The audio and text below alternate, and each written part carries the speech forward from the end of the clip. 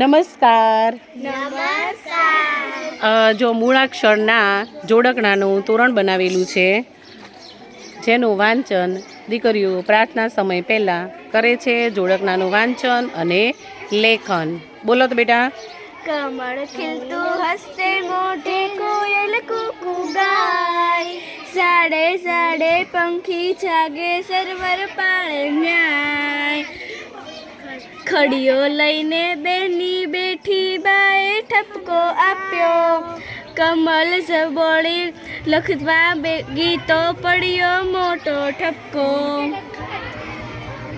ગણપતિ બાપ્પા મોર્યા, ઘીમાં લાડુ ચોર્યા, લાડુ લાગે મીઠા મીઠરમાં માતા લીધા.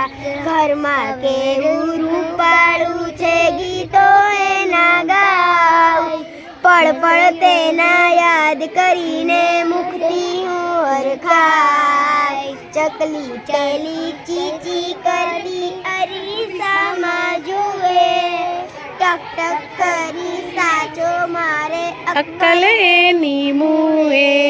છત્રી લઈને બેની ચાલે ઓઢી લેતી માથે, ગડગડ કરતા વાદળો ગરજા વીજળી ચમકી સાથે. ઝમરૂખ સાથે દાડમ લાવો લાવો દરખ ખાટી, બચ્ચું ભાઈ તો ભણવા બેઠા હાથમાં રાખી પાટી. સપનું પહેરી દીકરી નાની ધીમે ધીમે ખસી, ગલું આવી ગેલ કરે તો મીઠું મીઠું હસે. ભૂકો એવો લાગે સૌથી મીઠો, કાના ભાઈને કાગળ દેતો રસ્તા પર મેં દીઠો. Very good. થયો એવો કોને ભાવે, ભાવે લાંબુ મીઠા, જાંબુ મીઠા, જાંબુ મીઠા ખાઈને ખાઈ ખાઈને જુઓ 250 કાણા મુકડા દીઠા. Very good. તલવાર લીધી નાટક કરવા ઢાલ રાખી હાથે, આમ તેમને વીંજવા લાગ્યા સાફો ફેરી માથે. વાંચો વાંચો.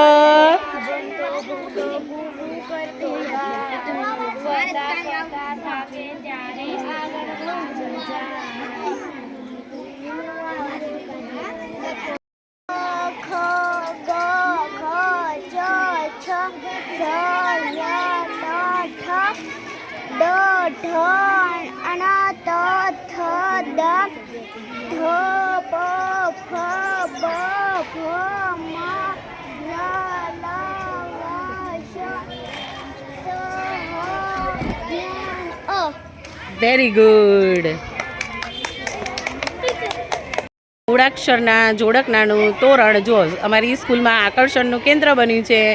નાની મોટી બધી દીકરીઓને વાંચવાની મજા આવી ગઈ છે. જો બાલવાટિકાની દીકરીઓ મૂળાક્ષર ઓળખી અને બોલે છે. ધોરણ 1-2ની દીકરીઓ મૂળાક્ષરનું જે જોડકણા છે એનું વાંચન કરે છે અને ગાય છે.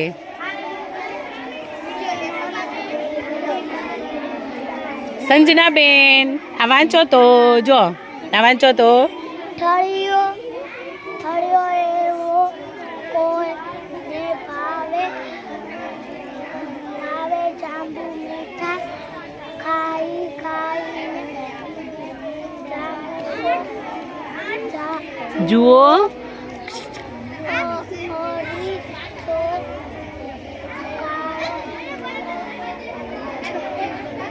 મુખડા દીઠા. સરસ.